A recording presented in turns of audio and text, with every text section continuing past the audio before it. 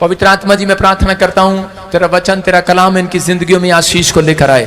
जितने लोग विश्वास करें पवित्र आत्मा कोई भी जन यहाँ से खाली या तो वापिस ना जाए यीशु के नाम में, बोलो आमीन। कितने लोग विश्वास कर रहे हैं कि पवित्र आत्मा यहाँ पर है?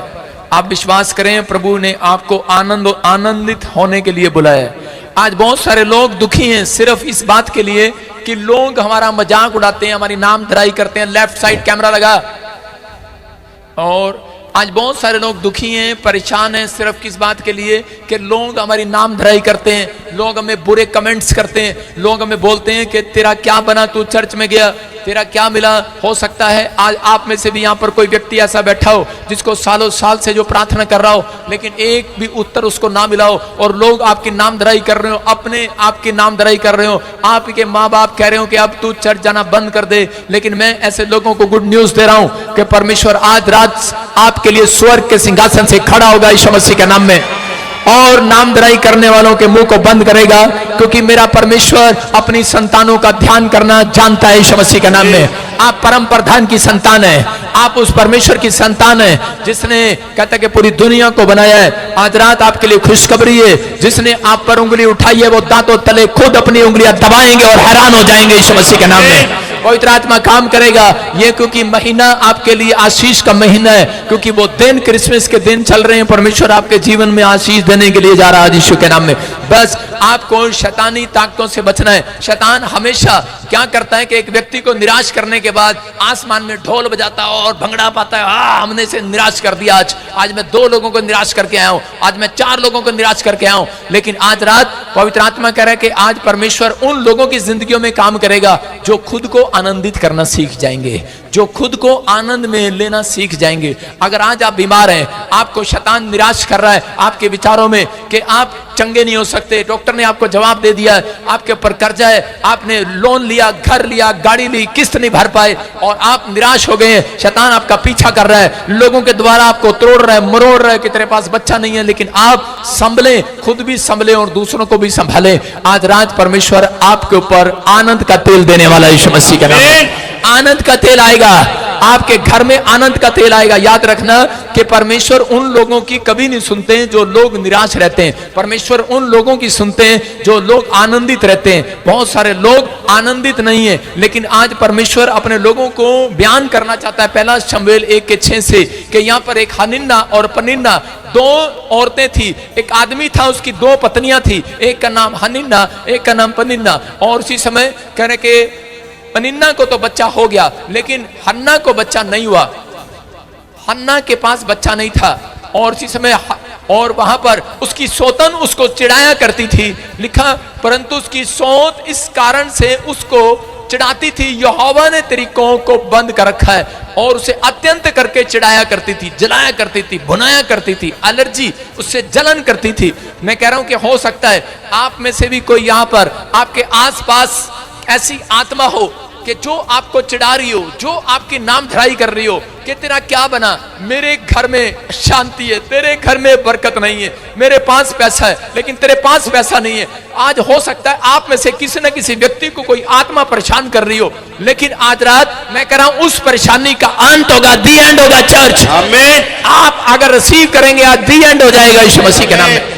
यहां पर हन्ना ने अपनी लाइफ में क्या किया, हन्ना इस समय परेशान थी, लेकिन हो सकता था हन्ना उसको पलटकर जवाब दे देती, लेकिन परमेश्वर उस व्यक्ति को कभी भी आनंद का आत्मा नहीं देते, आनंद का तेल उसके ऊपर कभी नहीं देते। जो लोग बुराई करते हैं, चुगली करते हैं, जो लोग दूसरों का मजाक उड़ाते हैं, दिन रात दूसरों पर दोष लगाते हैं, नाम धराई करते हैं, परमेश्वर उन लोगों को कभी भी आनंदित नहीं करते। बहुत सारे लोग चर्च में जाते हैं, प्रार्थनाएं करते हैं, लेकिन उनके घर में जाकर पूछो कि उनके घर में आनंद चला गया है। मैं कह रहा हूं कि आप दूसरे अन्य जाति लोगों के घर जाएंगे, वो आपको हंसते में मिलेंगे, वो चाहे कुछ भी कर रहे होंगे, लेकिन मैंने मसीह लोगों के घर में करें कि 100 में से 60% लोगों के घर में आनंद नहीं देखा, मैंने शांति नहीं देखी। क्यों? क्योंकि वो आज भी इस तरीके से चर्च में आते हैं कि उनके थोपड़े चढ़े रहते हैं। हालेलुया।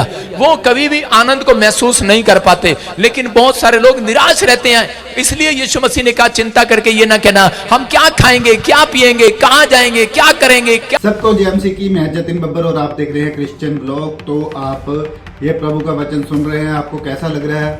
तो अगर आपको ये वीडियो पसंद आ रही है तो हमारे चैनल को लाइक, शेयर और सब्सक्राइब करें। आइए सुनते हैं प्रभु का वचन। क्या होगा हमारा, कब होगा, कैसे रहेंगे। परमेश्वर जानते थे इस बात को कि इनके लोग जो हैं ये प्रभु में आ तो गए हैं, लेकिन आज भी ये चिंतित हैं। इसलिए परमेश्वर ने अपने बच्चों को समझाया कि इस वचन से यहाँ पर ये औरत कहते हैं कि इसका स्वभाव हो सकता था कि अगर इसको इसकी सौतन चढ़ारी थी तो इसको उसी समय थप्पड़ मार सकती थी या बुराई कर सकती थी, चुगली कर सकती थी, लेकिन इसने अपने रवैये में ऐसा, अपने साथ ऐसा रवैया नहीं अपनाया। इसने अपने स्वभाव में इसको चेंज किया। ये जानती थी अगर मैं झगड़ा करूंगी, अगर मैं ईर्ष्या करूंगी, अगर मैं आगे से बोलूंगी तो परमेश्वर मुझे कभी भी लाइफ में आनंदित नहीं करेगा, मेरे ऊपर हर्ष का तेल नहीं आएगा। एक तेल होता है जिससे आप सिर पर लगाते हैं, एक तेल होता है जब आप लगाते हैं अभिषेक का तेल, वो चंगाई देता है, लेकिन एक तेल होता है जो आपको शांति देता है। एक तेल होता है, एक ऑयल होता है जो आपके घर में आनंद लेकर आता है यीशु मसीह के नाम में। वो अभिषेक का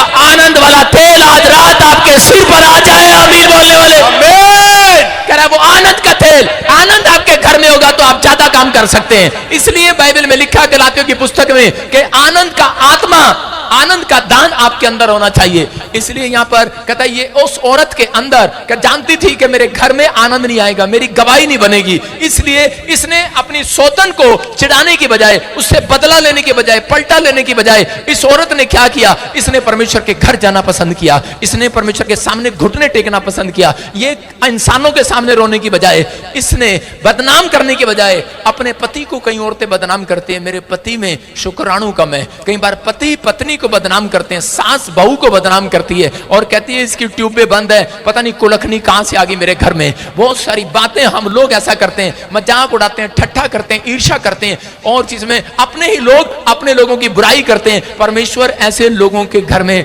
करे कि 5 साल लगा देते हैं चमत्कार करने के लिए। याद रखना, करे काफी साल लग जाते हैं। अगर आज रात आपको चमत्कार चाहिए तो कहते कि आपको हन्ना के जीवन से सीखना है। हन्ना ने कहते अपने पति को बदनाम नहीं किया, अपनी सौतन को बदनाम नहीं किया। वो परमेश्वर के घर गई, शिलो में गई और जाकर प्रार्थना किया और घुटने टेका, और परमेश्वर ने उसके रवैये को देखकर कि इसने सच में अपने अंदर एक नम्रता दिखाई है और वहां परमेश्वर के पैरों में जाकर गिड़गिड़ाई है और प्रभु पर भरोसा रखा है। उसको जवाब दे सकती थी पलट कर, लेकिन इसने जवाब नहीं दिया। ये परमेश्वर के घर आई है और परमेश्वर के सामने रो रो कर गिड़गिड़ा कर धन्यवाद कर रही है, प्रार्थना कर रही है। और परमेश्वर ने एक एलिया को भेजा, मैं कह रहा हूं एक भविष्यवक्ता को भेजा, एली को भेजा, उसका नाम एली था। एली भविष्यवक्ता गया और उसने जाकर कहा जा आज से तुझे मुंह मांगा वरदान मिले यीशु मसीह के नाम में। जा मैं तेरे लिए भविष्यवाणी करता हूं, तुझे मुंह मांगा वरदान मिले। मैं आज आपके लिए भविष्यवाणी करता हूं, आपको मुंह मांगा वरदान मिले। आपका रवैया सही है बात करने का। परमेश्वर उन लोगों को घर में आनंद देते हैं। उस रात उसके घर में आनंद आ गया, उस रात आनंद आ गया कि उस रात, जिस रात उसने भविष्यवाणी को सुना, मैं कह रहा हूं आज रात आप मेरे प्रोफेटिक वर्ड्स, मेरे बोल आपके घर में आनंद देंगे यीशु मसीह के नाम में। लेकिन आप अपनी लाइफ में जब आनंद देखते हैं, कहते हैं कि जब आप बुराई करने से हट जाते हैं, जब आप चुगली करने से हट जाते हैं, परमेश्वर उन लोगों के घर में आनंद देते हैं जब आप दूसरों के साथ बैठकर ईर्ष्या करना बंद कर देते हैं, किसी को बदनाम करना बंद कर देते हैं। अगर कोई गिर गया तो उसको उठाना जानते हैं। तो याद रखना, अगर आप किसी गिरे हुए को उठाते हैं और खुद भी संभलते हैं और दूसरे को संभालते हैं, आज रात मैं कह रहा हूं कि परमेश्वर आपको नो स्टिक अनॉइंटिंग देकर जाएगा यीशु मसीह के नाम में। कोई आपका कुछ नहीं बिगाड़ने पाएगा। कोई आपका कुछ नहीं बिगाड़ने पाएगा। क्या डंडा, क्या तलवार, क्या काला जादू, क्या जादू टोना, क्या हाय, क्या पाए, कुछ नहीं आपका बिगाड़ेगा। याद रखना, आपको डरने की जरूरत नहीं है, क्योंकि परमेश्वर का आत्मा आज रात आपके ऊपर आ रहा है यीशु मसीह के नाम में। वो ठहरने वाला आत्मा आपके घर आ जाए। मैं कह रहा हूं आप परमेश्वर को विजिट कराना चाहते हैं कि आप परमेश्वर को सुन रहे हो कि नहीं, स्टे कराना चाहते हैं? कितने लोग विजिट कराना चाहते हैं, स्टे कराना चाहते हैं? कितने लोग मुझे अपने घर पे बुलाना चाहते हैं, विजिट कराना चाहते हैं? मैं तुम्हारे घर विजिट नहीं करूंगा। मैं कह रहा हूं आप परमेश्वर को विजिट कराना चाहते हैं अपने घर में कि परमेश्वर मेरे घर में आओ, परमेश्वर मेरे घर में आओ। कभी ये बताया आपने परमेश्वर हमेशा के लिए आओ, आप स्टे कराओ।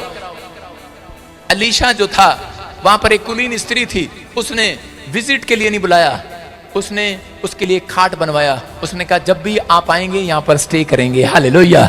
याद रखना, मैं कह रहा हूं कि आज आप कहीं से भी आए हैं, लेकिन आपको समझना है, अगर आपने निंदा चुगली करना शुरू कर दिया, बुराई करना शुरू कर दिया, मुझे बुला लिया अपने घर में और मैं आपकी खाट पे सो गया, आपने मेरे लिए कमरा भी बनवा लिया, बेड भी बनवा लिया और मैं सो गया आपके घर में, मैं कह रहा हूं अगर मैं सोया स्वर्गदूत भी आपके घर सोएंगे, याद रखना।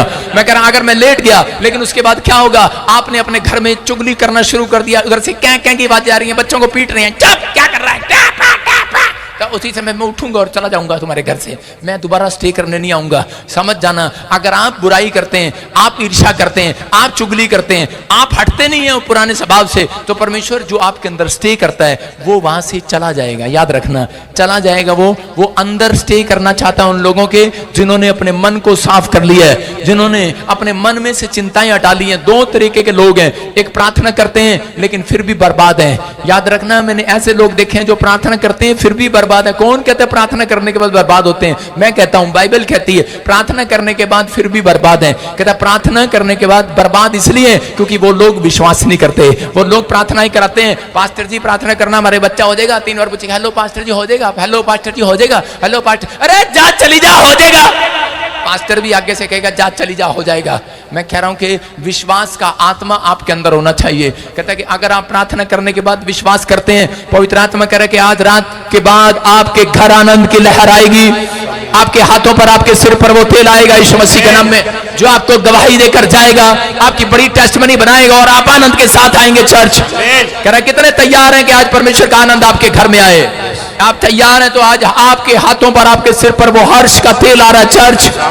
आमीन बोलने वाले रिसीव करो। हन्ना के ऊपर कब आया? परमेश्वर उसके घर जाते हैं, उसकी प्रार्थना को सुनते हैं। परमेश्वर ने कहा एली जा इसको आनंद से भर दे आज। और उसी समय जो औरत रो रही थी उसके बाद वो हंसती रही, आनंद से भर गई। जब हम पढ़ते हैं फिलिपियों की किताब 4 अध्याय और उसका 4 वचन हम पढ़ते हैं तो देखो क्या लिखा, उसमें लिखा सब लोग आनंदित रहो, आनंदित रहो। हाँ क्या? प्रभु में सदा आनंदित रहो। आराम से पढ़, आराम से पढ़। क्या पटाखे फोड़ रहा है? हाँ पढ़ो। प्रभु में सदा आनंदित रहो, प्रभु में सदा आनंदित रहो। मैं फिर कहता हूं आनंदित रहो। कल आपने पटाखे तो नहीं चलाए शोक? प्रभु में तूने कहा प्रभु में सदा आनंदित रहो, मैं फिर कहता हूं आनंदित रहो। 2 बार। कितनी बार कहा? कह रहा प्रभु में सदा आनंदित रहो। बोलो हालेलुया। कह रहे समझना है, प्रभु में सदा आनंदित रहो। अपने पड़ोसी के बोला खुश रह। क्यों कह रहा हूं मैं ऐसे? खुश रह, क्योंकि परमेश्वर को मालूम है आप खुश नहीं, खुश कम रहते हो, दुखी ज्यादा रहते हो। प्रार्थना करने के बाद भी दुखी, ले हैंड कराने के बाद भी दुखी, लंगर खाने के बाद भी दुखी, इनके लिए बस लेके यहां बस स्टैंड तक छोड़ा हो तो भी दुखी, इनको बस स्टैंड से ले आओ तो भी दुखी।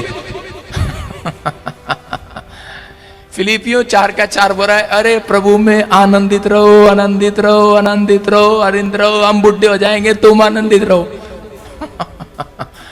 कह रहे कि आनंदित रहो। किसी ने कहा, जब मैं प्रचार करता था हरियाणा में तो किसी ने कहा पादरी विजेंद्र हंसाता ही रहता है, हंसाता ही रहता है, हंसाता ही रहता है। उसने कहा खुश ही रहता है ये बार बार। गलत कमेंट्स आने लगे नीचे। मैंने एक दिन कमेंट्स पढ़ लिया और उसी समय मैं निराश हो गया। मैंने कहा ठीक है, मैंने अपनी स्टेटमेंट चेंज कर लिया प्रचार करने की। मैंने कहा आगे से मैं गुस्से में प्रचार किया करूंगा। हेलो तो यो और जी मैंने यूं यूं यूं करके एक दिन प्रचार तो किया संडे, उसके बाद घर जाके मेरी आदत ये पड़ गई हेलो यो। मेरे बच्चे तंग हो गए, कह रहे पापा क्या हो गया आपको? आप तो हंसते ही नहीं। मैंने कहा ना अब नहीं हंसते हम, क्योंकि मैंने कहा ऐसे ही लोग अच्छे लगते हैं, ऐसे ही रहेंगे हम।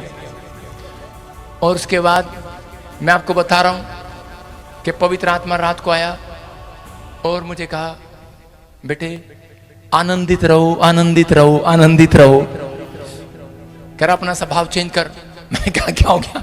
मैंने कहा ले। कहते जो तेरी कॉलिंग है उससे बाहर मत जा। आप समझ रहे हैं? हम लोगों को कई बार लोगों के ताने बदलते हैं, लोगों की कई बार परमेश्वर आपको ताने, आपको कह रहे कि बुराइयां, नामधराई क्यों होने देता है? कि ताकि आप लोग सुधरें। लेकिन जो लोग सुधरे हुए हैं उनको क्या जरूरत है? आप दूसरों को देख रहे हो कि उसने घर बना लिया, उसको ऐसा करना आता है, उसको अच्छा बोलना आता है, मुझे नहीं आता, ये नहीं आता। परमेश्वर कह रहा है जैसे तुम हो, कहता है कि मैं तुम्हारे अंदर सामर्थ को पैदा करूंगा यीशु मसीह के नाम में। कहता तुम आशीषित हो जाओगे, लेकिन कह रहा है कि तुम दूसरों को देखकर अपनी कॉलिंग को खराब मत करो। आपके पास एक बड़ी अच्छी कॉलिंग है। कह रहा है कि परमेश्वर चाहते हैं, कह रहा है अगर आप बिजनेस करते हैं तो बिजनेस करो। उसने अगर रोटी की दुकान खोल ली, चूड़ी की दुकान खोली, मैं भी चूड़ी की दुकान खोल लूंगा। आपने कहा कि उसने मिट्टी की दुकान खोल ली, मैं भी खिलौने की दुकान खोल लूंगा। आप अपनी कॉलिंग से भागो मत। आपको जो आता है आप वो करो, परमेश्वर उसी में बरकत देना स्टार्ट करेंगे। आमीन। आप दुखी कब होते हैं? जब कहता है कि आप दूसरों के बिजनेस को देख लेते हैं, दूसरों के कामों को देख लेते हैं, दूसरों के बच्चों को देख लेते हैं, तो आप दुखी हो जाते हैं। आपका आनंद शैतान चुरा लेता है। इसलिए परमेश्वर चाहते हैं, कहते हैं कि आप आनंदित रहें। आनंदित मैं कह रहा हूं कि मैंने जब ऐसा करना शुरू कर दिया तो उसके बाद आप देख लो, 4 साल पहले मेरी फोटो में उठा के देख लो, फेसबुक से ऐसे मिलेंगे आपको, ऐसे खिंचवाता था फोटो में, और अब 3 साल से ऐसे खिंचवाता हूं। मैंने कहा जो सड़ता है उसे और सड़ाऊंगा, जो जलता है उसे और जलाऊंगा, जो निराश है उसे और करूंगा। आप समझ रहे हैं कि नहीं? पर मैं अपना आनंद नहीं जाने दूंगा, याद रखना। आमीन। अपना आनंद नहीं जाने देना। चर्च, आपके ऊपर परमेश्वर ने ग्रेस दी है, आप खुद भी आनंदित रह सकते हो, दूसरों को भी आनंद में भागी कर सकते हो। लेकिन कुछ लोग मसीह में आने के बाद थोपड़े चढ़े रहते हैं, उनके 12 बजे रहते हैं। परमेश्वर उनके घर में आनंद का आत्मा कभी नहीं भेजते, आनंद का हर्ष का तेल उनके ऊपर नहीं आता। वो लोग कह रहे कि प्रार्थना करने के बाद भी क्या हो गया भाई साहब, ठीक हो? बिल्कुल ठीक हो। आप सुसमाचार सुनाने जाओगे किसी को, कैसे जाओगे? भाई साहब उसके घर में कार आ गई, उसके घर, हमारे घर में ये आ गया, हमारे घर में वो आ गया, तेरे थोपड़े पे तो कुछ नहीं आया। आप समझ रहे हैं कि नहीं? कहता कि आप ऐसे सुसमाचार सुना सकते हैं, आपकी शांति भंग शैतान पहले आपके चेहरे से करता है। शैतान चेहरे से जान लेता है, कहता है ये कितने विश्वास में है या नहीं है। आपके चेहरे बता देते हैं ये विश्वास करता है कि नहीं, ये आनंदित है कि नहीं, ये पत्नी चाटा खा गया, ये आज इसका थोपड़ा चढ़ा हुआ है। ये आदमी जो है, इसके घर में लड़ाई झगड़ा है। आदमी पति पत्नी जब कोई मेहमान आता है ऐसे करते हैं, देखा ना आपने जाती लोग, हेलो आओ आओ बैठो बैठो, और उधर मुंह करके बैठो बैठो बैठो। और कई यूपी की औरतें तो बता ही देती हैं, क्या हुआ? अभी मारा नाच गए ने चाटा। अपने पति की पोल खोल देती हैं। मैं क्या कह रहा हूं? आप आनंदित रहो। मसीहत ये है, जो लोग अपने दुख को अंदर छिपा लेते हैं वो मसीहत है। कहता है और दुख में है, बीमारी में है, कर्ज में है, लेकिन अपने चेहरे पर शिकस्त नहीं दिखनी चाहिए। चर्च, आपके कह के आपके चेहरे पर शिकस्त नहीं आनी चाहिए, निराशा के तीर आपके चेहरे पर दिखाई नहीं देने चाहिए। चर्च, मैं कह रहा हूं असली मसीहत ये, ऐसे लोगों के अंदर परमेश्वर का आनंद आना चाहता है। एक दिन परमेश्वर आ गए, मान लो, और ऐसे व्यक्ति के अंदर आ गए जो, और अंदर आकर बैठ के उन्होंने कहा हंसो, आप ही हंसो अंदर। आनंदित रहो, मैंने तुझे बेटा दे दिया है, मैं क्या करूं फिर? परमेश्वर अंदर से कहेंगे मैंने आपका बिजनेस चला दिया है, फिर क्या करूं? उसका नेचर है, उसका स्वभाव है। परमेश्वर ऐसे लोगों को कभी प्रभु में नहीं लाते। आप समझ रहे हैं कि नहीं? उनको लाते हैं जो दुखी होते हैं, जो परेशान होते हैं, जो समस्या में होते हैं, और उनके चेहरे पर आनंद आता है। वो लोग आनंदित हो जाते हैं, दूसरों को चर्च में लाना सीख जाते हैं यीशु मसीह के नाम में। समझ में आया कि नहीं? अगर परमेश्वर कहें कि आज रात में आ जाता हूं, मैं आनंद देने वाला हूं, और चीज में सांस के अंदर आके बैठ जाए, सासू मां मैं आ गया हूं, खुश हो जा। नहीं अभी नहीं। क्यों? कहेगी मेरी बहू दहेज नहीं लेके आई। अरे तेरा भला हो जा। मैं क्या कह रहा हूं?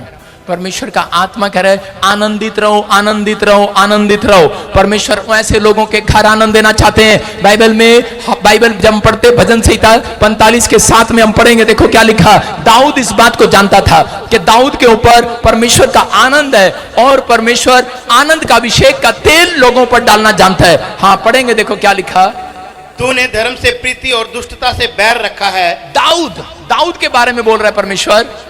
इस कारण परमेश्वर ने, हाँ तेरे परमेश्वर ने तुझको तेरे साथियों से अधिक हर्ष के तेल से अभिषेक किया है। बोलो हालेलुया। कहता दाऊद को परमेश्वर ने कहा, कहता कि परमेश्वर ने तुझे, कहता कि तुझे तुझे तुझे तुझे तुझे कहता है परमेश्वर ने तुझे तेरे साथियों से, तेरे रिश्तेदारों से, तेरे परिवारों से, तेरे पड़ोसियों से सबसे ज्यादा कहता आज से तुम्हारे ऊपर कहता हर्ष का, आनंद का तेल के साथ अभिषेक कर दिया चर्च। आमीन। यार जब आपको पता ही नहीं है कि मेरे ऊपर हर्ष का तेल है, तब भी आप ऐसे रहते हैं चर्च में। दाऊद का बच्चा मर चुका था और दाऊद जो है रो रहा था, दाऊद रो रहा था, कब तक प्रार्थना कर रहा, रो रहा है। लेकिन जब उसको पता लगा बच्चा मर गया, उसके बाद वो आंसू पूछे और बाहर निकला, हंसता हुआ बाहर जा रहा था, आनंद करता हुआ। तो उसी समय सेनापति ने कहा अरे ये क्या, कहता है ये तो अभी रो रहा था, अब हंस क्यों रहा है। कहता है कि उसको मालूम है कि उसने एक गलती किया, उसने एक पाप किया, लेकिन वो 2 बार पूछ रहा है। उसको कह रहा है कहता अच्छा मेरे ऊपर हर्ष का तेल आ रहा है, मेरे ऊपर वो अभिषेक आ रहा है, हर्ष का, आनंद का अभिषेक मेरे ऊपर आ रहा है, उसका तेल मेरे ऊपर आ रहा है। उसने कहा हाँ परमेश्वर तेरे ऊपर डाल रहा है, हाँ परमेश्वर तेरे ऊपर डाल रहा है। 2 बार कहा। मैं कह रहा हूं एक पापी व्यक्ति को कहता है कि नहीं पता, कहता है कि अगर वो पाप में है, परमेश्वर कह रहा है कि आज रात अगर तू पश्चाताप करे, मैं तेरे घर में तेरी खोई हुई खुशियों को वापस लौटाने के लिए जा रहा हूं यीशु मसीह के नाम में। कहता वो हर्ष का तेल आज रात आपके ऊपर आना चाहता है, वो आनंद का तेल आपके ऊपर आएगा और आप पहले से अधिक अधिक अधिक अपने दोस्तों से, रिश्तेदारों से अधिक आनंदित हो जाओगे। आज के बाद आपकी बड़ी बड़ी टेस्टमनी आनी शुरू हो जाएंगी चर्च।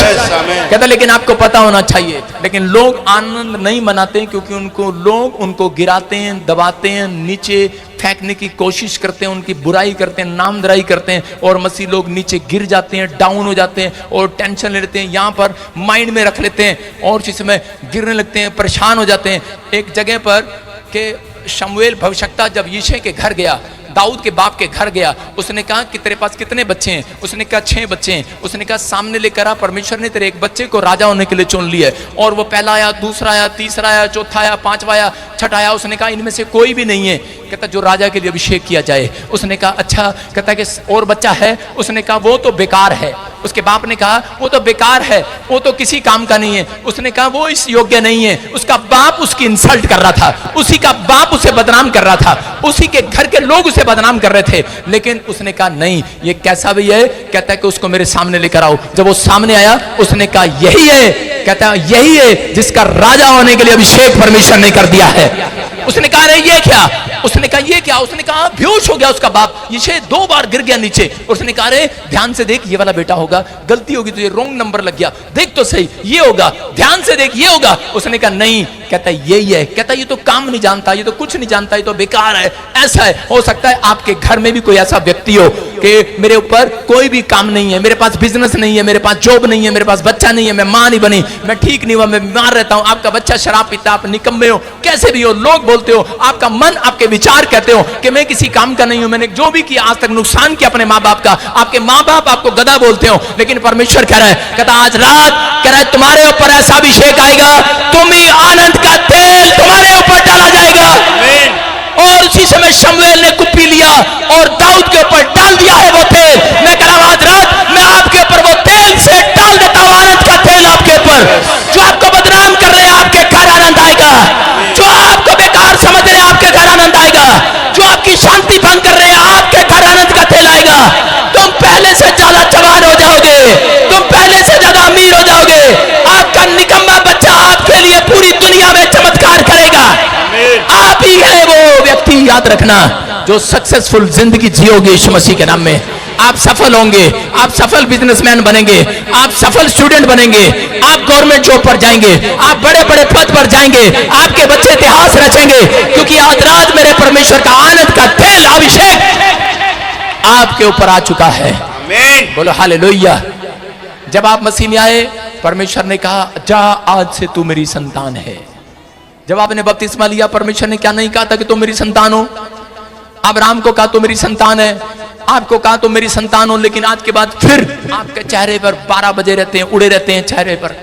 अभी बजे नहीं 12, आपके चेहरे उड़े रहते हैं, निराश रहते हैं, परेशान रहते हैं। इसलिए परमेश्वर ऐसे लोगों के घर जाना पसंद नहीं करते हैं, इसलिए उनकी प्रार्थनाओं को सुनना पसंद नहीं करते। इसलिए 100 में से 60% लोग आज भी दुखी हैं। आज भी औरतें यही करती रहती हैं, कहाँ जा रहा, मेरा पति मुझे प्यार नहीं करता।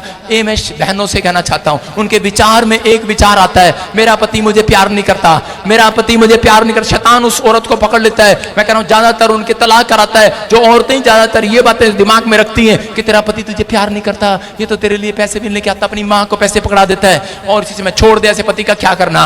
और ऐसे बच्चे कह रहे कि तेरी माँ तुझे प्यार नहीं करती। मैं कह रहा हूँ हो सकता है आपके परिवार में ऐसा हो रहा हो, लेकिन परमेश्वर का आत्मा कह रहा है, कहता है कि परमेश्वर उस व्यक्ति के घर आनंद देना चाहते हैं। कहता है जो जहर को पीकर घोल दिया करते हैं। बोलो हालेलुया। एक पति पत्नी की लड़ाई होगी और पत्नी ने गोलियां खा ली, नशे की, फिनाइल की गोलियां खा ली, 8 गोलियां खा ली और उसी समय हॉस्पिटल गया। उसका पति दौड़ा दौड़ा और जाके कहने लगा, तू बच गई, तू बच गई है, तू बच गई है, तू बच गई। इतना बड़ा मुंह करके रहा है, तू बच गई, अरे तू बच गई। और औरत उठी बिस्तर से, इतना हैरान क्यों रहा, कह रही इतना हैरान क्यों रहा, कह रही तेरी वजह से खाई थी। कह रहा फिर मरी क्यों नहीं, तू बच कैसे गई, बच कैसे गई। सीधा पूछ रहा तू बच कैसे, किसका मतलब अंदर चल रहा है कुछ है, ये नहीं पूछ रहा तू ठीक है, तू बच गई, तू सही कर रहा। वो कह रही तेरी वजह से खाई थी, मुझे पता है तू बाद में खुश हो जाएगा। कहते फिर, कहती मैंने वो सारी गोलियां घोल दी अंदर, जहर ही घोल दिया अंदर। औरत जहर घोल सकती है अंदर, आप समझ रहे हैं कि नहीं। जब आप डॉक्टर से पूछते हैं फिनाइल की गोलियां अंदर जाती हैं और अंदर घुल जाते हैं, घुल जाती हैं कि नहीं। तो आज के बाद जो विचार आपके अंदर शैतान डाल रहा है कि तेरा पति तुझे प्यार नहीं करता, तेरे बच्चे तुझे प्यार नहीं करते, कोई तुझे प्यार नहीं करता, तेरे माँ बाप तुझे प्यार नहीं करते, इन बातों को आज अंदर घोल दो, घोल दो, घोल दो, घोल दो, घोल दो। नहीं अपने पड़ोसी को बोलो घोल दूंगा तुझे आज रात। आपको पड़ोसी में गुस्सा आ रहा है, घोल दो उसे आज। आप निराश हो, आपको कोई तंग कर रहा है, आपका विचार। एक आदमी ने मुझे कहा, कहता वो देखो आप पास्टर आपकी बुराई कर रहा। मैंने कहा घोल दिया उसको, घोल दिया उसको। मैं नहीं बाहर निकालने वाला कुछ भी। आप समझ रहे हैं, आपकी बुराई करता है कोई, आपको घोल दिया, घोल दिया, ताई को घोल दिया, चाचू को घोल दिया। घोल दो उसको दिमाग से। भाई साहब नमक पानी घोलना पड़ता है, चीनी घोलनी पड़ती है। आप समझ रहे हैं, घोल दो उसको दिमाग से, घोल दो। दिमाग में आया, पेट में जाएगा, मुंह में आया, अंदर जाएगा, यहां पर। लेकिन विचार मुंह में नहीं आते, विचार यहां आते हैं, इसलिए यहां से सीधा यहां ले आओ उसको पेट में, फिर घोल दो उसको। आपके ऊपर नो स्टिक अनॉइंटिंग है, आपका कोई भी कुछ नहीं बिगाड़ सकता चर्च, अगर आप मसीह में सही ढंग से चल रहे हैं। याद रखना परमेश्वर आपके चलने को, फिरने को, उठने को, बैठने को देखते हैं, अगर आपका स्वभाव सही हुआ। इसलिए दाऊद ने कहा भजन संहिता 100 में कि परमेश्वर मैं तो आनंद के साथ चर्च में प्रवेश करूंगा, आनंद के साथ करा कूद दबाऊंगा। लेकिन आजकल यूपी के, हरियाणा के, पंजाब के, हाँ भाई कहां मिलेगा विजेंद्र सिंह, क्या हो गया करे आजकल कमर नहीं चल रही, काम नहीं कर रही। अरे भाई 3 बार लैंड कराया, कहा गया पादरी, अरे भाई पैसे भी लेकर बाज गया हमारे। ओ भाई क्या है यार, कहां से आएगा आनंद। आप पहले सट्टे में ही बोल देते हो, अरे भाई कहां गया। भाई साहब ऐसे लोगों के लिए आनंद देने के लिए नहीं आया परमेश्वर। कहता है ऐसे लोगों के लिए आनंद देने के लिए आया है। कह रहा है जो हो गया है आपने बो दिया है, चंगाई मिले ना मिले, घर बने ना बने, कर्जा उतरे ना उतरे, लेकिन मैं तो प्रभु में आनंदित रहूंगा। आनंद आनंद के साथ आऊंगा चर्च में, आनंद के साथ आऊंगा बाइबल पढ़ने के लिए, आनंद के साथ आऊंगा प्रार्थना में, उपवास प्रार्थना में मुंह चढ़ाकर नहीं आऊंगा, आनंद के साथ आऊंगा। परमेश्वर भी आपके पास, अगर आप आनंद से नहीं आएंगे परमेश्वर भी आपके पास ऐसे आएगा। विश्वास करते हैं आशीष मिलेगी आज आपको। आइए अपने सिर पे हाथ रखें। पवित्र आत्मा जी प्रार्थना करते हैं मेरे पिता परमेश्वर के समय प्रभु जी, जो लोग तेरे वचन का आदर कर रहे हैं इनके घर में 100 गुना बरकतें हैं यीशु मसीह में। पवित्र आत्मा ब्लेसिंग मिले यीशु मसीह के नाम में, बोलो आमीन। आइए जल्दी से बाइबल खोलेंगे सब फटाफट। हाँ हाँ, पवित्र आत्मा आशीष दे, बोलो हालेलुया। अपने पड़ोसी को एक चूंटी लगाओ, आज चूंटी मारो उसको बोलो सोना नहीं है, विश्वास कर, सोने के लिए नहीं आया यहाँ पर। चूंटी दबा के मारो उसको, आज थोड़ा चूंटी मारो दबा कर, क्योंकि आपके घर में कोई नई आशीष आने वाली है यीशु मसीह के नाम। आपने सुना, आप पहले करते थे कि न्यू पिंच, हाँ, तो परमेश्वर आशीष दे। आज बहुत सारे लोग ग्रोथ करना चाहते हैं। कितने लोग ग्रोथ करना चाहते हैं अपनी लाइफ में? कितने लोग ग्रोथ करना चाहते हैं? पवित्र आत्मा ने मुझे बताया कह रहे कि बहुत सारे लोग जो हैं वो अपनी लाइफ में ग्रोथ करना चाहते हैं, लेकिन उनकी जब ग्रोथ नहीं होती तो वो इंतजार नहीं करते और वो लोग बैक स्लाइड हो जाते हैं परमेश्वर से। वो लोग चाहते हैं कि मेरी ग्रोथ हो, लेकिन बहुत बार लोगों की ग्रोथ नहीं होती। वो इस कारण से नहीं होती क्योंकि वो लोग सब्र नहीं करते, वेट नहीं करते, परमेश्वर की बातों में इंतजार नहीं करते। अपने पड़ोसी को बोलो सब्र कर, सब्र सब्र। पता है आपको, इंतजार आपका शब्द आपको समझ में नहीं आता, वेट समझ में नहीं आता, धीरज समझ में नहीं आता। यूपी में बोलते हैं सब्र करना भाई, सब्र कर थोड़ा सा। आप सब्र करें, परमेश्वर बहुत कुछ करने के लिए जा रहे हैं आपके लिए। प्रभु में आना और सब्र करना जरूरी है। अगर आप प्रभु में आने के बाद सब्र नहीं करते तो आपकी लाइफ में कभी कुछ नहीं होगा। बहुत सारी लड़कियां चाहती हैं कि एक ही रात में मैं करोड़पति हो जाऊं। बहुत सारी लड़कियां, बहुत सारे लड़के चाहते हैं हम एक रात में करोड़पति हो जाएं। क्या आप चाहते हैं कि नहीं? यही चाहते हैं, और अपने आप ही नंबर डायल करते रहते हैं कहीं शादी का, अपने आप ही नंबर डायल करते रहते हैं कहीं ना कहीं के बाहर जाने का, अपने आप ही स्कीम लड़ाते रहते हैं। नहीं मिलती तो रात को ड्रीम लेते रहते हैं, मैं अमेरिका जा रही हूँ। मैं कह रहा हूँ कि आपकी ग्रोथ ऐसे नहीं होने वाली, आपके ख्वाबों से नहीं होने वाली, आपके सोचने से नहीं होने वाली। कहते कि प्रार्थना करने से होने वाली है, और परमेश्वर में आने के बाद कहता विश्वास करने से होने वाली है, सब्र करने से होने वाली है। लेकिन बाइबल चाहती है कि उन लोगों की ग्रोथ होती है जो अनॉइंटिंग प्लेस पर आ जाते हैं, अनॉइंटिंग प्लेस की पहचान करते हैं। आप सुनो कि अंधे भिखारी को परमेश्वर ने जन्म से अंधा बनाया। आप समझ रहे हैं कि नहीं? वो कह रहा है कि मुझे जन्म से अंधा बनाया, लेकिन वो परमेश्वर की सच्चाई को नहीं जानता। आप जन्म से लंगड़े हैं, बहरे हैं, टूंडे हैं, लेकिन वो परमेश्वर की सच्चाई को नहीं जानते, लेकिन वो परमेश्वर के अनॉइंटिंग प्लेस को नहीं जानते। यहाँ पर अंधे भिखारी को किसी ने उठाकर ऐसे स्थान पर बिठा दिया कि यहाँ से यीशु निकलने वाला है, और यहाँ से अनॉइंटिंग प्लेस, कहता है ये अनॉइंटिंग प्लेस है जहाँ से यीशु निकले। क्या वो अनॉइंटिंग प्लेस नहीं है? कह रहा है जहाँ पर कहता है कि एक अभिषिक्त व्यक्ति आपके घर के बाजू से निकल जाए, वो मोहल्ला कह रहा है कि अनॉइंटिंग से भर जाता है यीशु मसीह के नाम में। अगर आप सेंट लगाकर निकले और पास में से ही निकल जाए तो क्या खुशबू फैलेगी? नहीं फैलेगी। या तो उसी समय उस अंधे भिखारी को मालूम हुआ कि यहाँ से कहता है ये अनॉइंटिंग प्लेस है और मुझे यहाँ ये अनॉइंटिंग प्लेस छोड़ना नहीं है, और उसी समय वो सब्र कर बैठ गया। लेकिन उसका सब्र तोड़ने के लिए वो शैतान ने बहुत सारे लोग भेजे और उसी समय उसको डांटा और उसको कहा क्या कर रहा तू यहाँ बैठकर? कुछ नहीं होने वाला, कुछ नहीं होने वाला, कोई तुझे चंगा नहीं करने वाला, कोई तेरे लिए लाइफ में काम नहीं होने वाला। और उसने उस जगह को छोड़ा नहीं। उसने कहा मैं इस प्लेस को छोड़ने वाला नहीं हूँ। कहता मुझे मालूम हो गया है इसी प्लेस से मेरी आंखें खुलने वाली है यीशु मसीह के नाम में। बहुत बार मसीह लोग आने के बाद, प्रभु में आने के बाद वो चर्च छोड़ने की कोशिश करते हैं। शैतान कई बार उनको गुमराह करता है, उनको बार बार गुमराह करता है कि तेरी अनॉइंटिंग कहाँ है, तेरा ग्रोथ कहाँ है, तेरे जीवन में बच्चा नहीं हुआ, तेरे घर में ये आशीष नहीं मिला, तेरे जीवन में कोई काम नहीं हुआ। मैं कहूँ कि आपके पास रिमोट है, आप अपना चैनल चेंज करें। हालेलुया। कहता बहुत सारे लोगों के हाथ में रिमोट है और वो अपना चैनल चेंज नहीं करते तो वो शैतान के हाथ में गिर जाते हैं, अपने विचारों का चैनल चेंज नहीं करते। मैं कह रहा हूं कि जब आपको कोई चैनल टीवी पर देख रहे हो अच्छा नहीं लगता तो उसी समय आप रिमोट से चेंज करते हैं। जो विचार आपको गिरा रहे हैं, जो व्यक्ति आपको गिरा रहा है, मैं कह रहा हूं आज अपने पड़ोसी से हाथ मिलाओ और उसको बोलो कि चल चैनल चेंज कर दे अपना।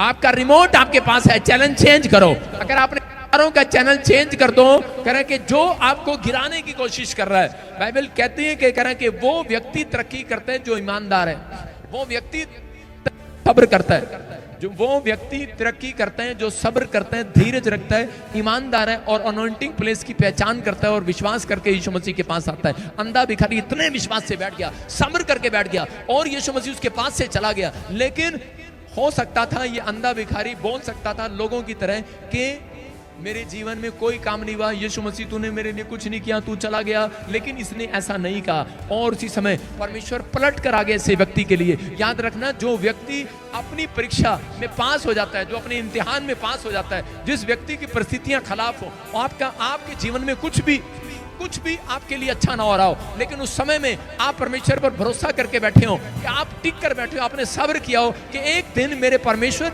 पास वापिस पलट कर जरूर आएंगे। अगर वो अंधे भिखारी के पास पलट कर आ सकते हैं तो वो मेरे पास भी आ सकते हैं। मैं कह रहा हूं आज रात मेरा परमेश्वर ऐसे लोगों के लिए जरूर पलटेगा यीशु मसीह के नाम में। वो ब्लेसिंग देने के लिए आपके पास आना चाहते हैं, वो आशीष देने के लिए आपके पास आना चाहते हैं। क्या आप तैयार हैं चर्च लेने के लिए? कह रहा ये आशीष आपके लिए, लेकिन उन व्यक्तियों के जीवन में कह रहा आशीष नहीं आती जो अपना सही डिसीजन नहीं लेते। अंधे भिखारी ने सही डिसीजन ले लिया। इजरायलियों के पास कह रहे आशीष थी लेकिन वो एक सही डिसीजन नहीं ले पाए। कारण क्यों? क्योंकि उनके जीवन में स्पिरिचुअल फादर नहीं था, उनके जीवन में एक अगुवा नहीं था, उनके जीवन में एक चरवाह नहीं था। इजरायलियों को राजा ने पूछा कि आज हम एक व्यक्ति को छोड़ेंगे, या बरअब्बा को छोड़ेंगे या यीशु मसीह को छोड़ेंगे, इन दोनों में से किसको छोड़ें? वो पूरे साल में एक पर्व मनाते थे और उस पर्व में एक व्यक्ति को छोड़ते थे। और उसी समय उन्होंने कहा कि बोलो बरअब्बा को छोड़ें कि यीशु मसीह को छोड़ें। उन्होंने कहा कहते बरअब्बा के नाम का मतलब है परमेश्वर का पुत्र, और यीशु खुद कह रहा था मैं परमेश्वर का पुत्र हूं। वो कंफ्यूज थे क्योंकि उनके जीवन में कोई स्पिरिचुअल फादर नहीं था, इसलिए वो कंफ्यूज रहे और उन्होंने गलत डिसीजन ले लिया और उन्होंने यीशु मसीह को क्रूस पर चढ़वा दिया, बरअब्बा को छुड़वा दिया। सब चीखने लगे, चिल्लाने लगे हमारे लिए बरअब्बा को छोड़ दो, बरअब्बा को छोड़ दो। लेकिन उनका डिसीजन गलत हुआ और यीशु मसीह को जब क्रूस पर चढ़ाया गया उसी समय दिन में रात हो गई और बादल के, मैं कह रहा हूं पर्दे के, मंदिर के पर्दे के 2 टुकड़े हो गए और उसी समय वो लोग जान गए कि ये कोई महान आदमी था। और तीसरे दिन जब जिंदा हुआ पूरा इजराइल परमेश्वर की तारीफ करने लगा यीशु मसीह के नाम में। मैं आपको बताना चाहता हूं कि अगर आप लोग अपनी लाइफ में बढ़ना चाहते हैं, ग्रोथ चाहते हैं, तो अगर आपको एक दुकान खोलना है बिस्कुट की या कोई आपको बड़ी फैक्ट्री खोलना है, एक फैक्ट्री खोलना है, तो आपको सीए की जरूरत नहीं है। अगर आपको ब्यूटी पार्लर की दुकान एक खोलना है आपको सीए की जरूरत नहीं, चार्टर्ड अकाउंटेंट की जरूरत नहीं है। अगर आपको 4 दुकानें खोलना है, अगर आपको ब्यूटी पार्लर की, प्रॉपर्टी डीलर की, अगर आपको कोई बड़ी फैक्ट्री 4 अगर दुकानें खोलनी है, आपको 4 बिजनेस करने हैं, तो आपको एक चार्टर्ड अकाउंटेंट की जरूरत पड़ती है, सीए की जरूरत पड़ती है, तो उस व्यक्ति की ग्रोथ होती है। याद रखना परमेश्वर भी आपकी लाइफ में ऐसा ही बताना चाहते हैं। अगर आप अपना डिसीजन सही करना चाहते हैं, डिसीजन आपको लेना है। अगर आपके जीवन में एक स्पिरिचुअल फादर है तो आप आज के बाद करा 4 दुकानें खोलेंगे यीशु मसीह के नाम में। आप ग्रोथ करेंगे यीशु मसीह के नाम में। यीशु मसीह एक नबी था, यीशु मसीह एक प्रोफेट था। 5 प्रकार की सेवकाई उसके अंदर से निकली, उसके अंदर से निकली प्रेरितों की सेवकाई, उसके अंदर से निकली अलग अलग सेवकाई, कह रहा कि शिक्षा देने वाली सेवकाई, नबी की, कहता कि नबी था वो, उसके अंदर से निकली। अगर आप विश्वास कर रहे हैं कि परमेश्वर मेरी जिंदगी में काम करेंगे, मैं कह रहा हूं कि आज रात पवित्र आत्मा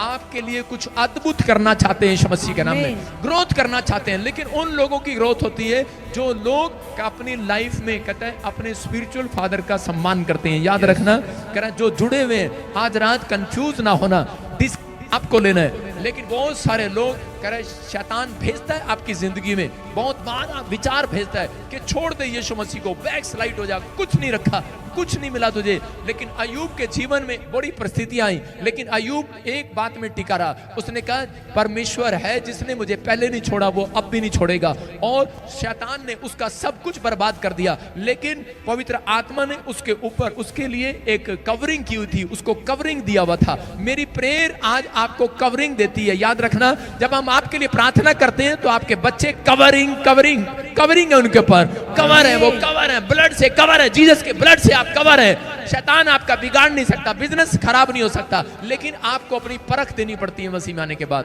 जब आप परख देते हैं उसके बाद परमेश्वर सोच लेते हैं कि मैं इस व्यक्ति को बहुत बढ़ाऊंगा यीशु मसीह के नाम में। लेकिन आपके अंदर सब्र नहीं है। बहुत सारे लोग जो हैं और वो टूट जाते हैं, बैक स्लाइड हो जाते हैं कि परमेश्वर ने मेरी जिंदगी में अब तक काम नहीं किया। लेकिन पवित्र आत्मा ऐसे लोगों के साथ नहीं चलते, उन लोगों के साथ खड़े रहते हैं जो सब्र करते हैं। अपने पड़ोसी को बोलो कि चैनल चेंज कर दे।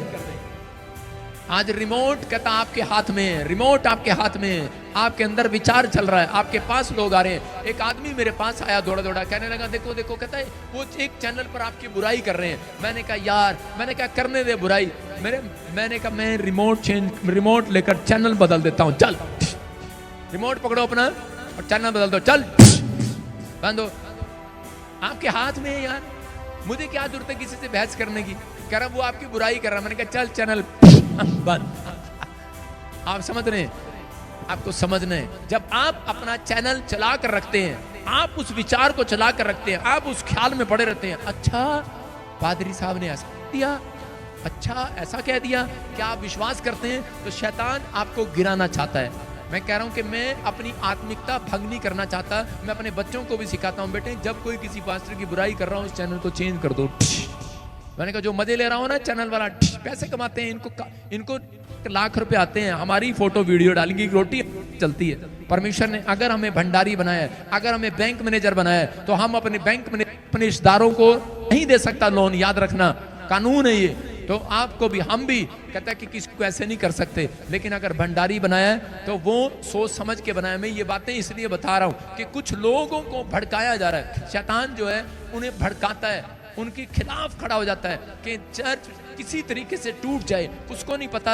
लेकिन शैतान की एक कोशिश रहती है, जो आपके घर में सबसे बड़ा मुखिया होगा, जो हेड होगा, उसको मारना चाहता है। उसको पता है कि अगर छोटे को मारूंगा फिर ये चर्च जाएंगे, फिर ये काम करेंगे, लेकिन इनके घर का जो हेड है, जो मुखिया है, उसी को परेशान करो और इनका बंद कर दो आना जाना। वो इसलिए ऐसे व्यक्ति को पकड़ना चाहता है। लेकिन मैं आज से आपके घर के बड़े मुखियों को छुड़ा लेता हूं यीशु मसीह के नाम में। आमीन। छूट जाए आज आपके घर का मुखिया, आमीन। जो आपका हेड है, जिसके घर में चलती है, हो सकता है आपका भाई हो आपकी चलती हो, आपकी बहन हो जिसके घर में चलती हो, या सास हो जिसकी चलती हो, या आपका बाप हो उसकी चलती हो, और शैतान उसी को पकड़ के बैठ जाता है, नहीं जाना। मैं कह रहा हूं आज मुखिया को छुड़ा लेता हूं यीशु मसीह के नाम में। आपके घर का मुखिया छूट जाए, क्योंकि शैतान नहीं चाहता कि वो कामयाब हो, इसलिए वो बार बार प्रॉब्लम डालता है। लेकिन मैं आज आपको आईना दिखाऊंगा, आज आपको आईना दिखाऊंगा। आईना देखते हैं कि नहीं? आईना में देख के देखते नहीं, घोड़े कहाँ हो रहे, क्रीम कहाँ लगानी, भाई आईने में देखा जाता है। शीशे में देखती हैं औरतें, क्रीम कहाँ लगानी है, यहाँ यहाँ यहाँ यहाँ। आजकल वो आती है काली काली पलकों के नीचे लगाते हैं, ऐसे लगाते हैं शीशे में देख देख के, यहाँ यहाँ यहाँ, क्योंकि यहाँ पे जो काजल लगाते थे वो काली हो जाती है बिल्कुल आँख। आजकल फैशन वाली आ गई है, वो ऐसे लगती है, यहाँ यहाँ यहाँ यहाँ यहाँ यहाँ, शीशे में देख कर लगती है। आज आप, बाइबल एक आईना है, जब आप बाइबल में देखेंगे आज आपको पता लगेगा कमी कहाँ है। रोज मत कहो पादरी हमारा ये काम नहीं हुआ, ये काम नहीं हुआ। अरे पादरी मेरी कमी, भाई साहब बाइबल देखो कहीं कमी है। अगर कमी है आज निकाल दो उस कमी को। रिमोट आपके हाथ में है, चेंज कर दो आज, चेंज कर दो। जो विचार आपको गिरा रहा है, जो पाप आपको गिरा रहा है, जो चीज आपको गिरा रही है, जो ख्याल आपको गिरा रहे हैं, रिमोट आपके हाथ में है, चेंज करो। दबाओ दबाओ, बंद। आ बैल मुझे मार, मौत का खंजर। मैं भी कभी मां थी। सीरियल नाटक, ऐसे ऐसे नाटक देखते हैं, दुल्हन ही दहेज है? दुल्हन वही जो पिया मन भाई, और पिया वही जो रात को 2-4 चांटे लगाए पति को आगे। क्या नाटक देख रहे हैं आप? रिमोट उठाओ और बंद कर दो ऐसे चैनल को जो आपकी आत्मिकता भंग कर रहे हैं। आप समझ रहे हैं कि नहीं? जो आपकी आत्मिकता भंग कर रहे हैं, चाहे वो आपका दोस्त हो, रिश्तेदार हो, परिवार हो, मैं उसी समय उसके साथ बैठना बंद कर देता हूं। आप समझ में आए कि नहीं? समझ में आए कि नहीं? हाँ या ना? कहता है, आप कहते हैं ग्रोथ नहीं हो रही, अरे उसमें पादरी का कसूर है। भाई साहब एक प्रार्थना भी करे, बाद में तुम्हारे जूते भी खाए हैं। पादरी के साथ तो यही हो गया, रोज बेचारा एक हफ्ते में एक लाश को उठा के लाता, आओ हमारे चर्च चलो, आओ आओ आओ, कंधे की तरह, और बाद में उसको उठा के प्रेयर करते हैं। थोड़े दिन के बाद फिर उसको बीमार हो जाता है, फिर उठाओ उसको, एक लाश की तरह चर्च में लेकर आते हैं एक अविश्वासी को। लेकिन विश्वास करना है, कहता है कि आपने अगर अपनी ग्रोथ करानी है तो पवित्र आत्मा कह रहा है रिमोट आपके मुंह में दिया गया है, रिमोट आपकी आंखों में दिया गया है। कह रहा है कि उठाओ और चैनल चेंज कर दो, चलो बंद करो। कह रहा है जो उस विचार को जो आपको गिरा रहा है बंद करो। कह रहा है कि उन लोगों को, कहता है कि उन लोगों को अपने दिमाग से निकालो। कहता है जो आपको गिराना चाहते हैं। हम बाइबल में पढ़ते हैं, आईना खोलेंगे आज, बाइबल खोलेंगे आज, आईना खोलो आज। रूत की किताब 1 से लेकर 6 तक पढ़ेंगे। हाँ पढ़ो, देखो। जिन दिनों में न्यायी लोग न्याय करते थे, उन दिनों में देश में अकाल पड़ा। तब यहूदा के बैतलहम का एक पुरुष अपनी स्त्री और दोनों पुत्रों को संग लेकर मोआब के देश में परदेशी होकर रहने के लिए चला। उस पुरुष का नाम एलीमलेक और उसकी पत्नी का नाम नोमी और उसके 2 बेटों का नाम महलोन और किल्योन थे। ये एप्राती थे, अर्थात यहूदा के बैतलहम में रहने वाले थे। वे मोआब के देश में आकर वहां रहे और नोमी का पति एलिमलेक मर गया और नोआमी और उसके दोनों पुत्र रह गए और उन्होंने एक मुआबी स्त्री से विवाह कर लिया। एक का नाम ओप्रा और दूसरी का नाम रूत था। फिर वे वहां कोई 10 वर्ष रहे। जब महलोन और कल्याण दोनों मर गए तब नोआमी अपने दोनों पुत्रों और पति से रहित हो गई। तब वो मोआब के देश में यह सुनकर कि यहोवा ने अपनी प्रजा के लोगों की सुधि लेके उन्हें भोजन दी है, उस देश में अपने दोनों बहुओं समेत लौट जाने को चली। बोलो हालेलुया। आप सुन रहे हैं, यहाँ पर एक नाओमी नाम की औरत है और ये बेतलेहम के अंदर रहती है। बेतलेहम का मतलब है रोटियों का घर, दया का घर, आनंद का घर, बरकतों का घर, शांति का घर। कहते बेतलेहम का मतलब है दया का घर, आनंद का घर, रोटियों का घर, करे शांति का घर। ये बेतलेहम के अंदर रहती है। लेकिन एक दिन अकाल पड़ गया बेतलेहम के अंदर और उसी समय इस औरत ने अपने पति के साथ और 2 बच्चों के साथ, 4 मेंबर थे ये, इन्होंने बेतलेहम छोड़ने का फैसला लिया। रोटियों के घर, दया के घर, आनंद के घर को छोड़ने का फैसला लिया। लेकिन ये डिसीजन नहीं ले पा रहे थे कि हम कहां जाएं, कहां हमारी रोटियां मिलेंगी। तो उसी समय शैतान ने इनके विचारों में डाला, मुआब देश चले जाओ। मुआब देश का मतलब है ना उम्मीद का घर, निराशा का घर, कलेश का घर, विपत्ति का घर। और इन्होंने मुआब देश में जाने की सोचा। आपको विश्वास करना है कि मुआब देश में नाओमी के घर में अकाल पड़ गया। हो सकता है आपके जीवन में कोई अकाल पड़ गया, नौकरी ना मिली हो, घर ना मिला हो, रोटियां डबल ना हो रही हो, बिजनेस ना चंगे ना हो रहे हो। उसी समय शैतान आपके विचारों में बोलता है कि छोड़ दे इस घर को, छोड़ दे चर्च को, छोड़ दे कलीसिया को, छोड़ दे यीशु मसीह को। लेकिन नाओमी ने ये डिसीजन गलत लिया और उसने मुआब देश में जाने का फैसला ले लिया। जब वो मुआब देश में गई और उसके बाद कहते कि उसने वहां पर मुआब देश में 10 साल लग गए उसको सेट होते होते। 10 साल सिचुएशन खराब थी, डिसीजन लेने में उसने एक सही राइट डिसीजन नहीं ले पाई और उसने उसी समय मुआब देश में फैसला ले लिया। जब मुआब देश के अंदर गई, जाते ही वहां पर उसी समय उसके जीवन में एक भूचाल आया। उसके बच्चों ने शादी कर लिया अन्य जाति लड़कियों से और उसके बाद 10 साल तक उनका कुछ नहीं बिगड़ा। 10 साल तक। क्यों? क्योंकि वो 10 साल तक सेट होने में उन्हें टाइम लग गया था। उन्होंने कोठी बनाई, 10 साल तक बिजनेस सेट किया, बच्चों का ब्याह किया। जब सब कुछ सेट हो गया उसके बाद शैतान ने उन पर हमला करना शुरू किया। याद रखना, जब आपका सब कुछ सेट हो जाता है उसके बाद शैतान हमला करना शुरू करता है। और उसने हमला किया और जब वो मुआब देश में चली गई उसी समय 10 साल के बाद उसका पति मर गया, उसके दोनों बच्चे मर गए, तीनों मर गए और तीनों औरतें विधवा हो गई। मतलब 10 साल के अंदर उनके साथ ऐसा हो गया। लेकिन हो सकता है आज आपने भी, किसी ने भी कलीसिया छोड़ने का फैसला कर लिया हो। कोई कह रहा हूं कि यीशु मसीह को छोड़ने का फैसला कर लिया हो कि मेरे जीवन में कोई काम नहीं हुआ, मैं अब अपने स्पिरिचुअल फादर भी छोड़ दूंगा, मैं चर्च को भी छोड़ दूंगा, मैं नहीं आऊंगा, डिसीजन ले लिया हो। लेकिन बाइबल बताती है इस बात के लिए कि आपकी ग्रोथ वहां नहीं है। अगर जब व्यक्ति अपने जीवन में छोड़ने का फैसला लेता है यीशु मसीह को, या फिर उसके बाद कह रहा कि कलीसिया को छोड़ने का फैसला लेता है, उसके बाद जीवन में बर्बादी होनी शुरू होती है। याद रखना, बर्बादी के दिन शुरू होते हैं। 10 साल कहते इसने जब कलीसिया को छोड़ा, उसके बाद जब इसने रोटियों के घर को छोड़ा, नाओमी ने दया के घर को छोड़ा, 10 साल तक इसका कुछ नहीं बिगड़ा। लेकिन ये बड़ी चौड़ी हो रही थी कि 10 साल तक मेरा कुछ नहीं हुआ, मैं तो बहुत अच्छे जगह पर हूं, मैं तो बहुत सेटल हूं। लेकिन सेटल होना कोई बड़ी बात नहीं है, सेवकाई करना बड़ी बात नहीं है, बड़ा प्रॉफिट बनना बड़ी बात नहीं है, बड़ा कह रहे कि अपोस्टल बनना बड़ी बात नहीं है, कह रहे कि बड़ा कह रहे अपने आप को बिजनेसमैन बनना बड़ी बात नहीं है, कोठी लगाना बड़ी बात नहीं है। विदेश चले गए बच्चे, आपने बड़ी कोठी लगा ली, लेकिन कह रहे कि बड़ी बात यह कि आपके घर में शांति नहीं है, आपके घर में कलेश है, आनंद नहीं है, क्योंकि ना उम्मीद है, निराशा आपके हाथ है। इसके साथ कहते हैं ऐसा ही प्रॉब्लम हुआ कि 10 साल के अंदर जो इसने पैसा कमाया, जो इसने कोठी लगाई, जो इसने घर बसाया, बच्चों का ब्याह किया, लेकिन ये अपने जीवन में शांति नहीं देख पाए, ये उस जीवन में लंबी उम्र नहीं जी पाए और जिसमें पूरी फैमिली मर गई, तबाह हो गई। पूरे 3 के 3 आदमी घर में मर गए, बर्बाद हो गए अपने जीवन में। अगर आप पैसा कमाएं, और उसका टेस्ट ना कर पाए तो उसका कोई फायदा नहीं है। याद रखना, मैं कह रहा हूं अगर आप बड़ी कार खरीद लें, अगर आप बड़ी बिल्डिंग बना लें, लेकिन अगर आप लंबा जीवन ना जिए तो उसका कोई फायदा नहीं है। याद रखना, ये परमेश्वर उन लोगों से बात कर रहा है जिनको शैतान विचारों में रोज डालता है, जिनको बोलता है करा के आकर छेड़ता है कि नहीं, छोड़ दे तू उस कलीसिया को, छोड़ दे तू उस घर को। तेरे जीवन में क्या हुआ? कुछ नहीं मिला, तुझे बीमार पड़ गई, तेरे साथ ये हो गया। हो सकता है आज आपके विचारों में भी ऐसे बातें आपको शैतान डाल रहा हो कि नहीं, तो आप भी किसी के बहकावे में आ रहे हो। लेकिन मैं कह रहा हूं कि नाओमी का जो बुरा हाल हुआ वो 10 साल के बाद हुआ। बहुत समय में, थोड़े दिन के बाद कहता लोगों के जीवन में प्रॉब्लम आना स्टार्ट हो जाता है। बहुत सारे लोगों के जीवन में प्रॉब्लम आनी शुरू हो जाती है। एक बार एक हाथी था और वो दलदल में गिर गया।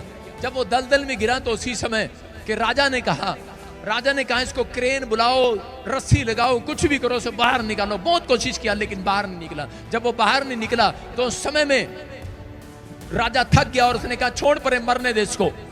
और उसी समय लोग आए और कहने लगे नहीं नहीं, कहते इसके द्वारा राजा तूने बहुत लड़ाइयां जीती हैं, इसके ऊपर तू बैठ कर जाता था, तू जंग जीता था, तो युद्ध तूने जीते। ये हाथी फेमस हाथी है और इसको कहते तुझे वापिस बुलाना होगा, तू इसको कहते दलदल में से निकाल, इसको कीचड़ में से निकाल। और उसी समय उसने हाथी को उस समय में कोशिश किया, लेकिन बहुत लोग आए हाथी निकालने के लिए, बड़े से बड़े, लेकिन हाथी नहीं निकाल पाए, वो फंस गया। लेकिन उस समय एक सेनापति, बुद्धिमान सेनापति बुलाया गया और बुद्धिमान सेनापति ने कहा, कहता कि जब कह रहे युद्ध में जाते थे नगाड़े बजाते थे, डूं फूं फूं बजाते थे, कहता कि तबले बजाते थे। कह रहा इसका मतलब कहता कि वही नगाड़े वापिस लेकर आओ, वही तबले वापिस लेकर आओ और बजाओ, और हाथी के अंदर पावर आएगी और वो निकलेगा बाहर। और जब नगाड़े बजाए गए, हाथी के अंदर एक नया जोश आया और दलदल में से बाहर आ गया, बाहर। मैं कह रहा हूं याद रखना, कह रहा जितने पाप में फंसे हुए हैं, जितने कह रहा के दलदल के कीचड़ में गिरे हुए हैं, जितने बीमारी में गिरे हुए हैं, जितने अविश्वास में गिरे हुए हैं, जितने दलदल के कीचड़ में गिरे हुए हैं, जितने किसी के बहकावे में आ गए हैं कि छोड़ यार कुछ नहीं होने वाला, और लोगों के साथ कहता है कि पाप में गिरे हुए हैं, इधर उधर फंसे हुए हैं, दलदल कीचड़ में फंसे हुए हैं, मैं कह रहा हूं यीशु मसीह बादलों पर आएगा, ग्रेस एक मौका देगा, वो फिर से मौका दे रहा है, कहता नगाड़े बजाएगा वो बादलों में आकर, कह रहा और कह रहा नगाड़ों के साथ आएगा यीशु मसीह, नगाड़े के साथ करें कि जो कीचड़ में फंसे हुए, जो पश्चाताप कर लेंगे, वो कीचड़ में से निकाल कर उन्हें ऊपर ले जाएगा। करा आप करा उस कीचड़ में से बाहर आना चाहते हैं कि नहीं? कितने हाथी कीचड़ में फंसे हुए हैं, बाहर आना चाहते हैं? हाथी हाथ उठाओ, हाथी। इतने सारे एलिफेंट, ये सारे एलिफेंट फंसे हुए कीचड़ में, दलदल में। कोई किसी के विचारों में विचार आ रहा होगा कि आप कह रहे कि हाय मेरे जीवन में कोई आशीष नहीं है, क्या मिला प्रभु, इतने टाइम से मैं आ रहा हूं, हो सकता है कोई पाप में गिरा हो, नशे में गिरा हो, व्यभिचार में गिरा हो, किसी चीज में गिरा हो, लेकिन परमेश्वर का आत्मा आज रात आपको कीचड़ में से बाहर निकालना चाहते हैं। परमेश्वर आपको आपकी ग्रोथ करना चाहते हैं। परमेश्वर आपको वो देना चाहते हैं जो आप सपने में भी नहीं सोच रहे, लेकिन वो उस व्यक्ति को देते हैं। कह रहे जो व्यक्ति कहता है कि परमेश्वर के साथ ईमानदारी के साथ चलता है, भरोसा रखता है, कह रहा जो उसकी आज्ञा को मानता है, जो उसके भेजे हुए का आदर करता है, जो कलीसिया के साथ परमेश्वर ने आपको दिया है। याद रखना, जाते हैं आप कहीं भी जा रहे हैं, लेकिन आप इत्तेफाक से नहीं आए यहाँ पर, इतने सारे लोग, आपको परमेश्वर ने भेजा चर्च। ये रखना, मैं आपको बता रहा हूं कि पवित्र आत्मा ने आपको भेजा है, परमेश्वर ने यहीं से, इसी चर्च से आपकी ग्रोथ करनी है, यहीं से आपको बच्चे की आशीष देनी है, यहीं से चंगाई देनी है, यहीं से जॉब देनी है, यहीं से छुटकारे देने हैं, यहीं से परमेश्वर ने आपके लिए आशीष के रास्ते खोलने हैं। पवित्र आत्मा ने आपके लिए रखा है, इसलिए कह रहे हैं जो स्पिरिचुअल फादर का आदर करता है, बाप आपका एक होना चाहिए। जब आप इस बाप के साथ जुड़े हैं तो मैं आपके लिए दुआ करूंगा, आपके लिए रास्ते खुलेंगे यीशु मसीह के नाम में। लेकिन बहुत बार लोग सोचते हैं शायद ये मिनिस्ट्री मैंने चलाई है, ये मिनिस्ट्री मैंने खड़ी करी है, मैंने चलाया मिनिस्ट्री में। ऐसा ही मूसा के साथ ऐसा हो रहा था। उस समय में योशू जब जंग करने जाता था तो उसी समय उसके पीछे उसका बाप स्पिरिचुअल फादर उसके लिए प्रेयर करता था, और उसी समय वो हाथ उठाता था तो उसी समय वो जंग जीत रहा होता था। लेकिन एक दिन योशू जब जंग लड़ने के लिए गया तो वहां पर हार रहा था, तो उसी समय उसने अपने चेलों को कहा दौड़कर जाओ और मेरे स्पिरिचुअल फादर के पास जाओ, मूसा के पास जाओ और उसके हाथ चेक करो, उसके हाथ नीचे तो नहीं होंगे। और उन्होंने देखा मूसा थक गया और उसके हाथ नीचे थे। उसने कहा अरे तू क्या कर रहा है मूसा, तूने हाथ नीचे क्यों किए? कहता कि अरे यार, कहता मैं थक गया, कहा कितनी देर हाथ उठाऊं, कहता है कि हम जंग हार रहे हैं। उसने कहा ऐसे करो, उठाओ, मेरे हाथ पकड़ कर रखो। और उसी समय उसने कहा हारून और हूर को कहा, कहता है कि तुम मेरे हाथों को छोड़ो, कहता है मेरे नीचे ईंट रख दो, टोले रख दो, मेरे नीचे पत्थर रख दो। उन्होंने उसकी कांच के नीचे पत्थर रख दिए और दोनों कांचों के नीचे जब पत्थर रख दिए उसने अपने हाथ ऐसे रखे और यीशु जंग जीतता चला गया यीशु मसीह के नाम में। आपको समझ में आ रहा है मैसेज के? नहीं चर्च कह रहा है कि अगर मूसा हाथ नीचे करता था तो उसी समय वो जंग हार जाया करता था, उसका स्पिरिचुअल सन जंग हार जाया करता था। याद रखना, अगर आप स्पिरिचुअल सन और डॉटर बने हैं इस मिस्ट्री में, तो याद रखना आपका स्पिरिचुअल फादर, अगर मैं आपके लिए हाथ उठाता हूं, आज के बाद तुम जंग जीतोगे यीशु मसीह के नाम में। तुम जहां जाओगे जीत कराओगे। सबको जेएमसी की मैं जतिन बब्बर और आप देख रहे हैं क्रिश्चियन ब्लॉग। तो आप ये प्रभु का वचन सुन रहे हैं, आपको कैसा लग रहा है? तो अगर आपको ये वीडियो पसंद आ रही है तो हमारे चैनल को लाइक, शेयर और सब्सक्राइब करें।